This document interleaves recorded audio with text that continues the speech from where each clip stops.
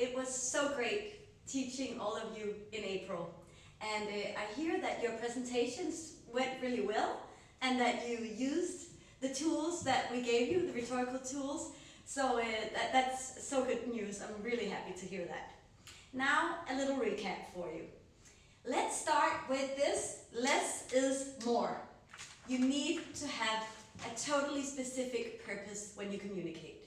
What is it that you want your audience to do? Do you want them to think different? Do you want them to act different? What is it?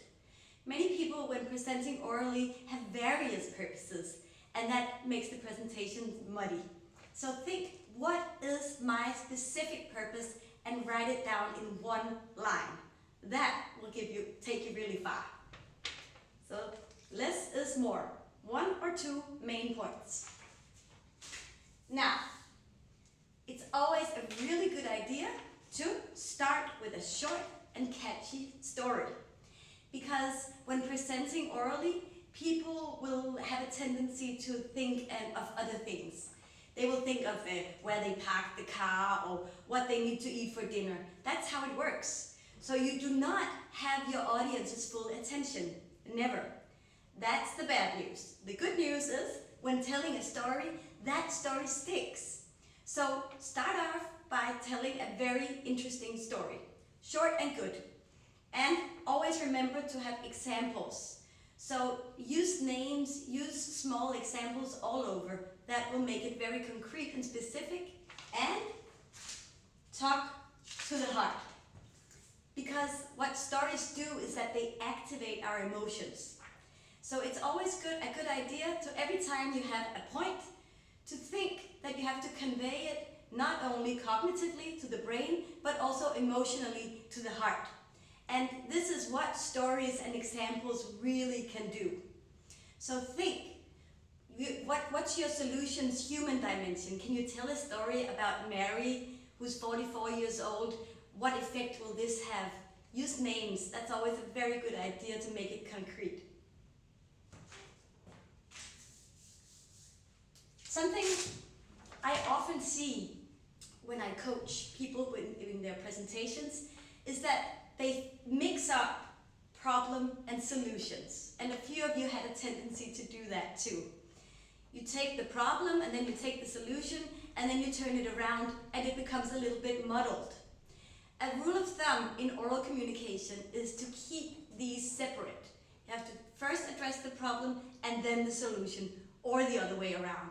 But just make really sure that the problem is completely finished when you come with the solution. So think about these separately. Do not mix them. Very important.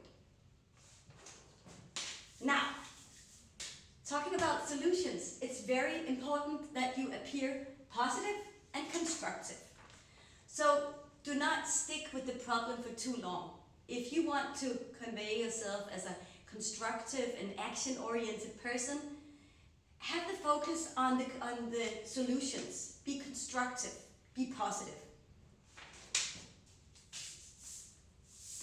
Sorry.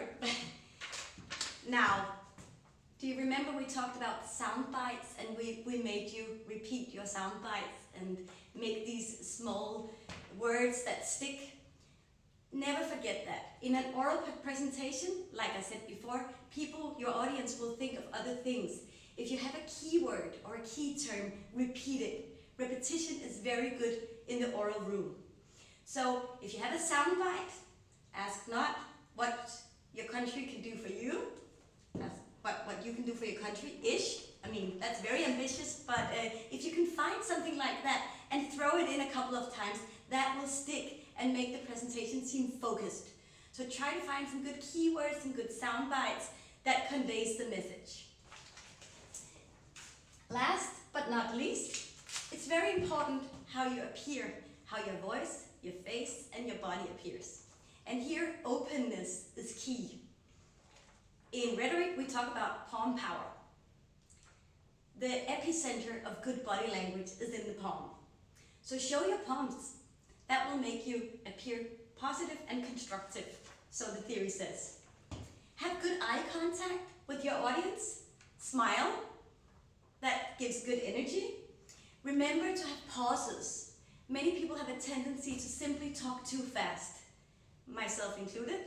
So, like me, you have to try to remind yourself to speak clearly, slowly, and have good pauses. A very good idea is to have rhetorical questions. So, why is this a good idea? Or why do we have to change the system? A rhetorical question is a question that does not need to be answered. But a rhetorical question will invite and engage the audience to think. So throw in some questions that will make you seem dialogical. So that always works. Now, that was what I had for you. I really hope you will work with these tools that I just showed you, and I wish you the best of luck.